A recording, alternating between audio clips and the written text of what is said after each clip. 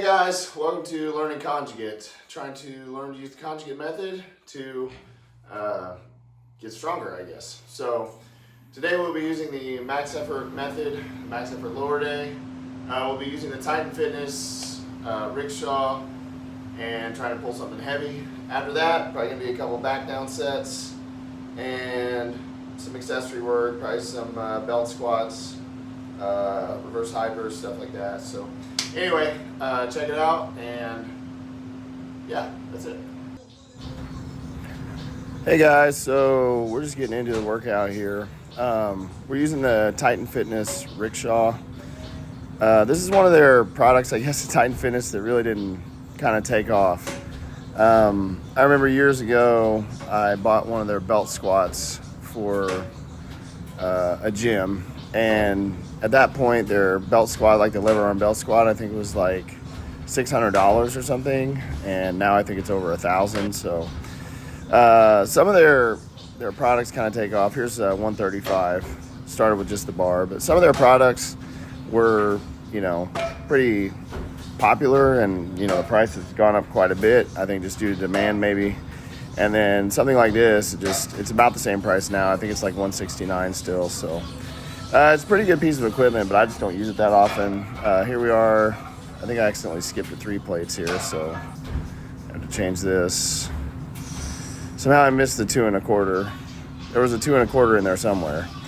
And 3 or maybe 4 plates. I think with the 4 plates, I went to the wrist straps because this bar, one of the things about it is it doesn't have any knurling on the handles. So this is $495 here. Went straight from 405 to 495, and yeah, not too bad. You can see I hit the bench attachment there. So from there straight to 565, I think. My previous best with this was 555. So I just wanted to try to get a PR here. And again, using a bar I'm not really super familiar with. I use this one every once in a great while, but you can see there 565 went up okay. So then I decided to jump straight to 610 because 565 felt okay. And trying to just really get myself wedged in here. The feel on this bar is very similar to a trap bar, is what I would describe it like. And you can see, 610 just won't go. So now I do some back down. So this is, I guess, 405. The back downs here there's not really much rhyme or reason to 405, other than it's just, 405, and I think we all kind of use the same plate math. You can see I'm hitting the bench again, so I had to kind of walk forward there a little bit. But yeah, 405 isn't terribly bad, I guess, or terribly challenging, terribly bad. My best sumo deadlift right now is 600 pounds. And conventional, I think I'm in the mid-5s somewhere. I haven't tested the conventional deadlift in a while, though. But,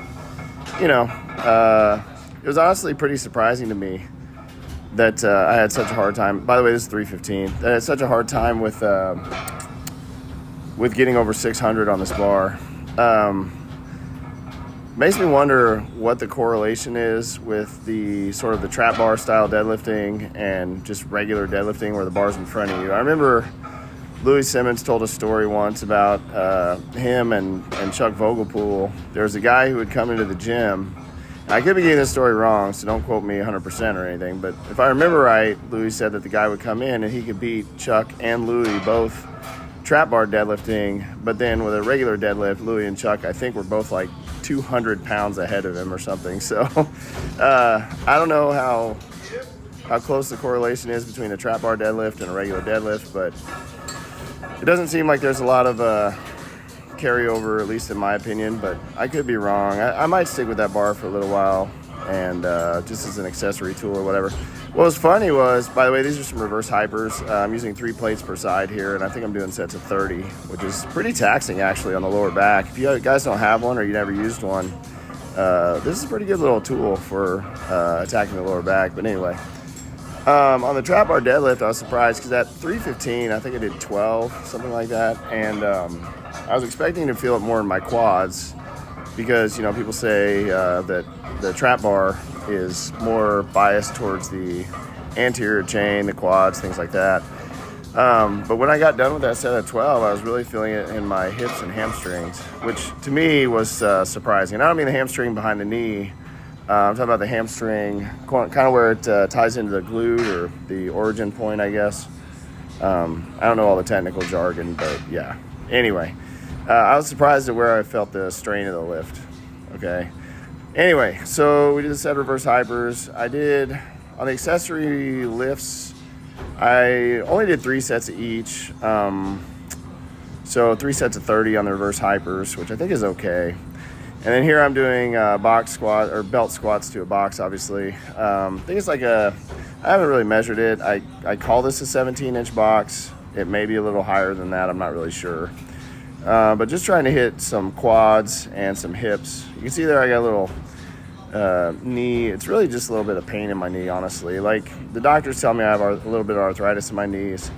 I don't know if I believe them, but, you know,